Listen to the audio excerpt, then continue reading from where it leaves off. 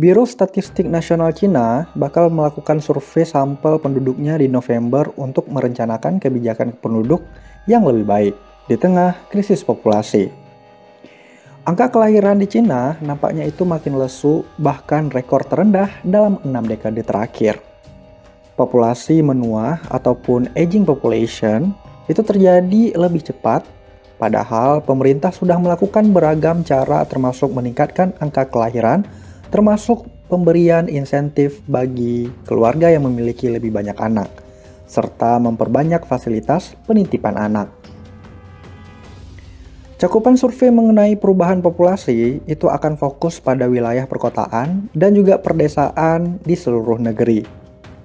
Rencana tersebut akan membantu memantau perubahan perkembangan populasi Cina secara akurat dan juga tepat.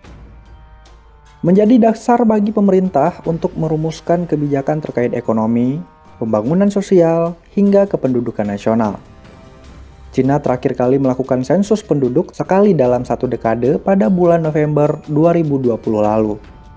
Hasil survei menunjukkan Cina mengalami pertumbuhan paling lambat sejak populasi modern pertama dilaporkan pada tahun 1950-an. Survei ini akan berlangsung mulai tanggal 1 November nanti, ketika lembaga survei pemerintahan akan mengunjungi rumah tangga untuk mengumpulkan data atau meminta responden mengisi pertanyaan secara online. Perkembangan populasi seringkali dikaitkan dengan kekuatan negara, namun saat ini semakin banyak warga cemas dan juga enggan memiliki anak.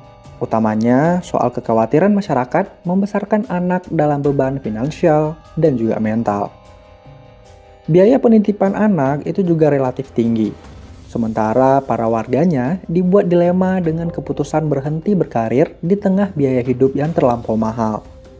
Ini membuat banyak perempuan enggan menambah anak atau bahkan tidak punya anak sama sekali.